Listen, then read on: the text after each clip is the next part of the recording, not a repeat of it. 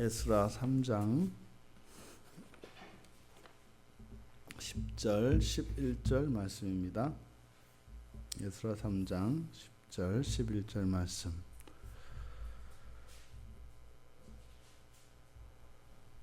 우리가 한 목소리로 함께 읽겠습니다. 건축자가 여호와의 성전에 기초를 놓을 때에 제사장들은 예복을 입고 나팔을 들고 아삽 자손 레위 사람들은 제금을 들고 서서 이스라엘 왕 다윗의 규례대로 여호와를 찬송하되 찬양으로 화답하며 여호와께 감사하여 이르되 주는 지극히 선하심으로 그의 인자하심이 이스라엘에게도 영원하시도다 하니 모든 백성이 여호와의 성전 기초가 놓임을 보고 여호와를 찬송하며 큰 소리로 즐거이 부르며 아멘. 3장의 마무리는 여호와의 성전의 지대가 놓일 때의 그 장면을 그대로 묘사하고 있습니다. 지금 10절과 11절은 좀 멀리에서 원거리에서 바라보고 있는 모습이라면 이제 12절과 13절은 좀 더 가까이 클로즈업 되어진 그런 모습을 그리고 있습니다. 그러니까 지금 10절과 11절은 마치 저 멀리 높은 곳에서 저 아래에 성전 지대가 놓이고 있는 그곳을 바라보고 있는 그런 장면입니다. 저 멀찌감치해서 여호와 성전의 지대가 놓이는 곳에 이스라엘 사람들이 다 모여 있는 겁니다. 거기에 제사장들이 있고 또 그 제사장과 성전을 수종드는 레위 사람들이 그 주변에 있고 그리고 그 주위를 백성들이 에워싸고 있는 그런 장면입니다. 그때 예복을 차려입은 제사장들이 나팔을 들고 있습니다.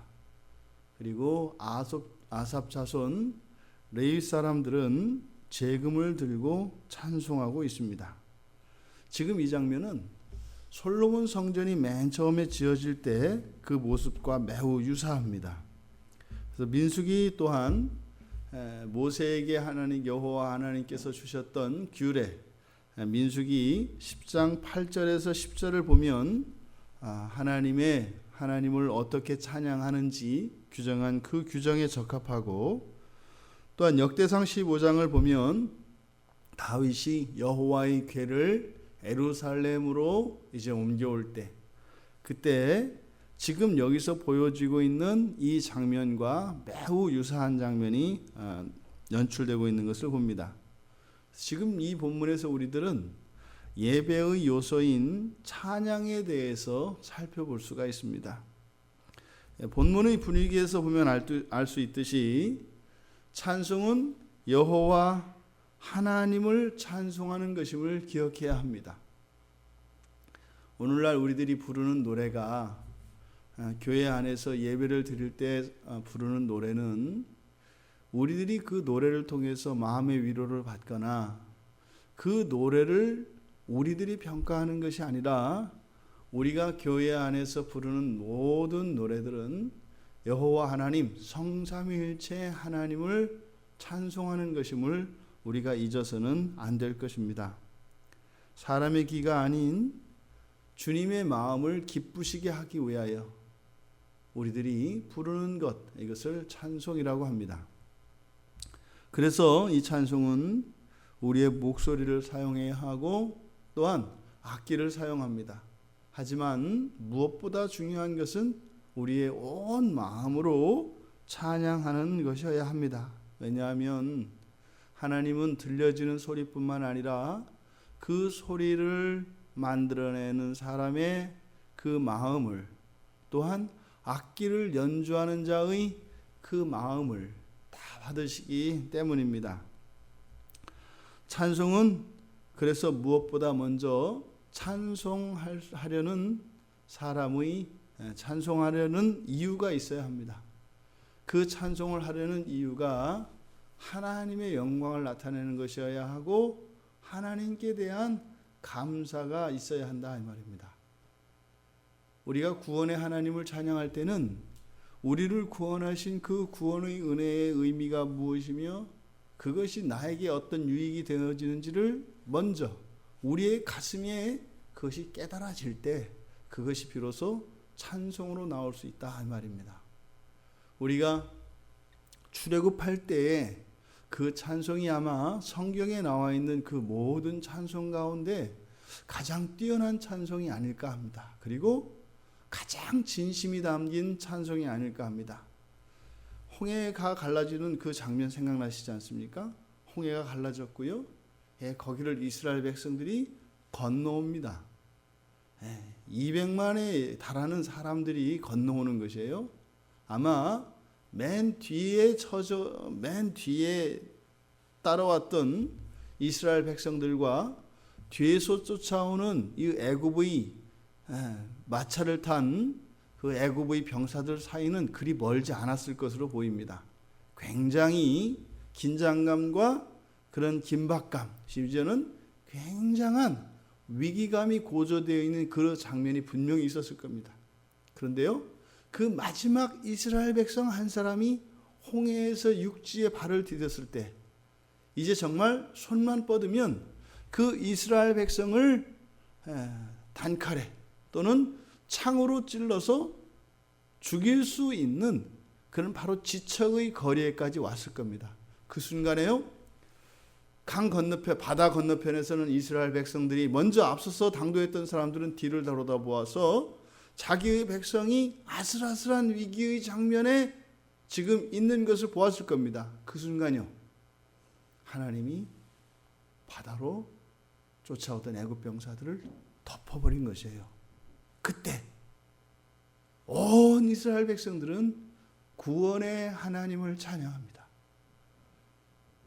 그 200만에 달하는 사람이 바닷가에 서서 여호와 하나님의 그 전능하신 힘으로 바닷물에 수장시켜버린 그 하나님의 구원의 행동을 보고 이스라엘 백성들은 온몸을 다하여 찬양합니다.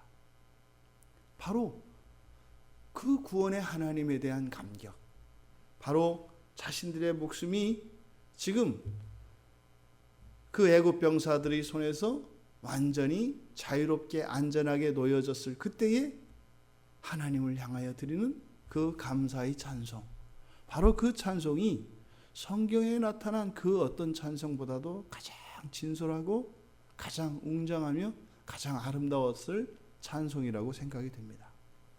지금 여기서도 이 제사장과 레위 사람들, 이들은 바로 그 찬양을 여기서 흉내내고 있는 겁니다. 또한 이들은 어떻게 하는가 하면 서로 화답하며 노래한다라고 11절에서 이야기합니다. 서로 화답하며 여호와께 감사하되. 바로 찬양의 이유, 이 찬양의 내용이 감사인데 서로 화답하며라고 하는 것은 주고받는 것을 이야기해요. 우리가 찬양을 할 때 함께 찬양하는 것이 그래서 매우 중요합니다. 혼자 찬양하는 것과 두 사람 이상이서 서로 함께 화답한다라고 하는 것은 똑같은 찬송을 부르되 이 찬송을 통하여 서로의 하나님을 향한 그 감사의 마음과 하나님의 영광을 나타내는 것이 우리들 서로 사이에서는 서로 주고받는 화답하는 것이 된다 이 말입니다. 그러니 이 찬송이 홀로 부를 때와 두 사람, 세 사람, 더 많은 사람들이 모여서 찬송할 때 그 찬송의 크기는, 그리고 그 찬송의 그 무게와 두께는 이루 말할 수 없는 것입니다. 이어서 이 제사장과 레위 사람들에 이어서 온 백성들의 반응이 뒤에 나옵니다. 그런데 그 전에 우리가 이 찬송의 내용에 대해서 다시 한번 짚어볼 필요가 있습니다. 11절에서 이야기하였던 것처럼 찬양으로 화답하며 여호와께 감사하여 이르되, 또한 주는 지극히 선하심으로 그의 인자하심이 이스라엘에게 영원하시도다. 바로 이 11절에 나와 있는 내용은 찬송, 찬양의 내용이 무엇인지 우리에게 가르쳐 줍니다. 그 첫째로는 무엇입니까? 찬양으로 화답하며 감사함이라고 합니다. 찬송의 첫 번째 내용은 감사입니다. 여기서 나타나는 감사는 여호와 하나님이 이 이스라엘 백성들의 이 무리의 하나님이 되어주신 것입니다. 또한 지금 성전 지대가 놓이고 있는 이 장면에 성전을 허락하여 주신 것에 대한 감사입니다. 이것을 우리에게 적용을 하자면 우리의 신앙에 대한 감사요, 우리를 자녀 삼아 주신 하나님 아버지에 대한 감사요, 우리를 구원하신 예수 그리스도에 대한 감사요, 우리가 살아가는 동안 우리의 연약함과 우리의 믿음 없음을 아시고 우리의 일을 도우시는 보혜사이신 성령 하나님께 대한 감사요, 또한 우리에게 함께 모여 서로 성도의 교제를 나누며 하나님께 예배할 수 있는 교회를 주신 하나님께 대한 감사인 것입니다. 두 번째로는 여호와의 인자하심과 선하심이 영원함에 대하여 노래합니다.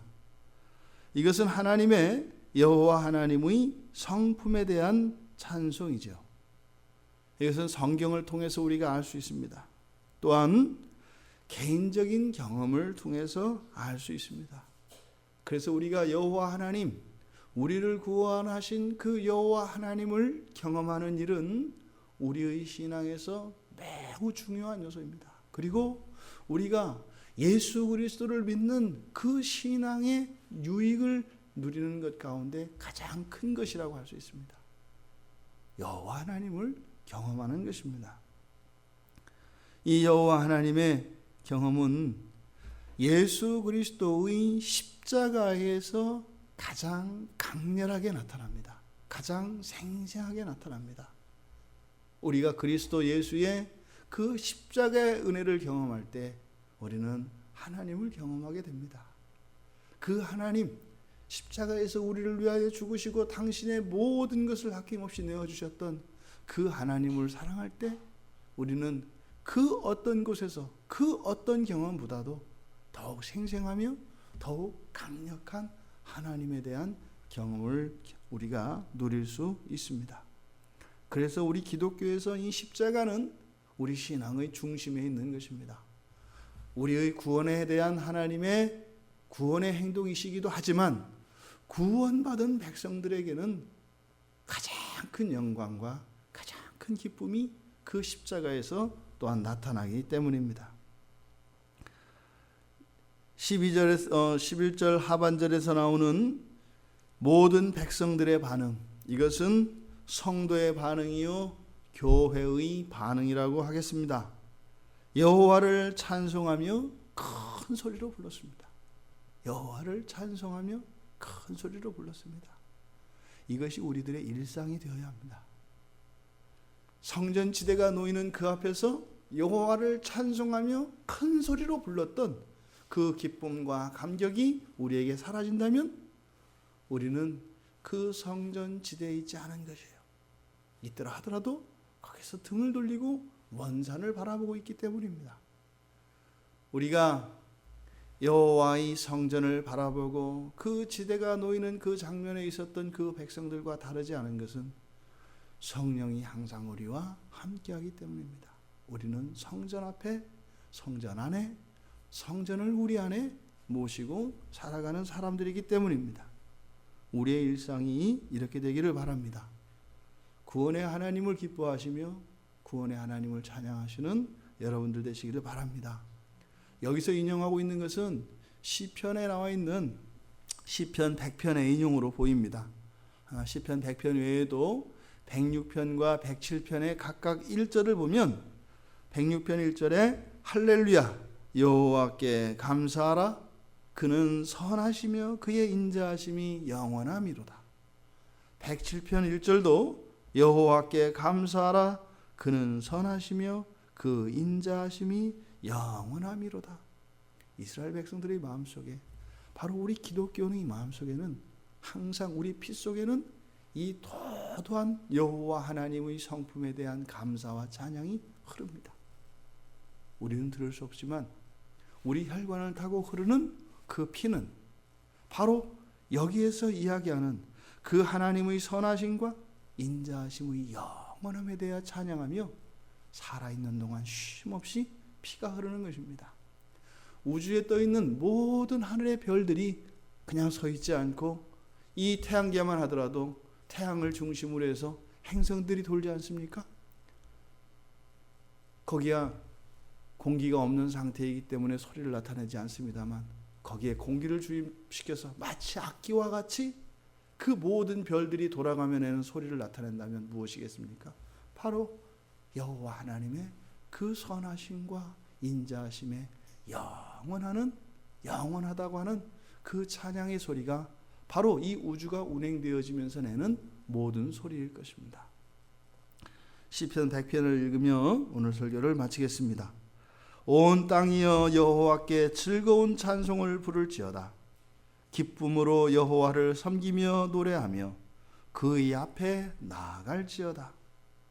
여호와가 하나님이신 줄 너희는 알지어다. 그는 우리를 지으시니요 우리는 그의 것이니 그의 백성이요 그의 기르시는 양이로다.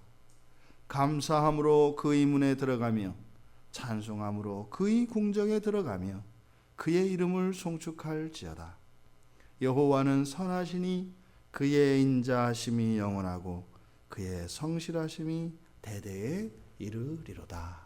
아멘. 이 한 날